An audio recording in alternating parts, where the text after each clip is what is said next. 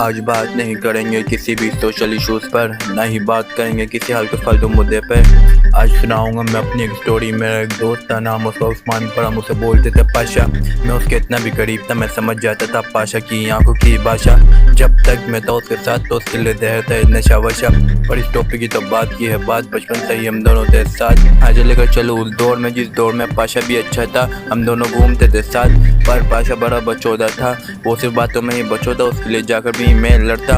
और उसे लगता वो सिर्फ एक पिस्टल लेके सबसे ज़्यादा ताकतवर बन सकता।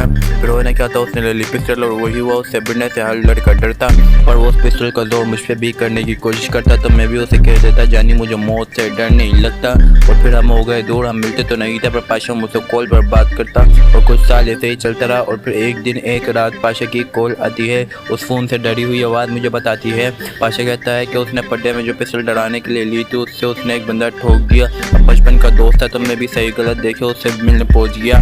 तो वहाँ पहुँच कर देखा तो पाशा नशे में इन हो गया। और फिर साथ ही साथ उसने डकैतों से भी यारी लगा ली थी। अब फिर उस यारी का सिला जाता, उसने उन डकैतों के साथ डकैतियाँ भी मारी थी।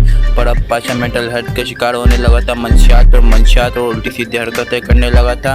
मैं चाहता था उसकी मदद करना, पर माँ का चेहरा सामने आ जाता था। पाशा के तो थे नहीं माँ बाप, उसने उनको बचपन में ही खो दिया था। पर पाशा को बाहर निकलने से मना किया था, उस पर तो था ही पहले से 302 का पर्चा। और ढूंढ रहा था उसे पुलिस का हर खबरी लड़का। पर एक दिन पाशा बिना बताए बाहर निकल गया और अपने उन डकैत दोस्तों के पास पहुंच गया। अब होना क्या था, वहाँ बैठा वो शराब और चर्च पी रहा था। और उसे क्या पता उसकी चर्च का वो आखिरी दम था। और उसी मौके पर वहाँ पर पहुंच गई पुलिस और स्टार्ट हो गई फायरिंग।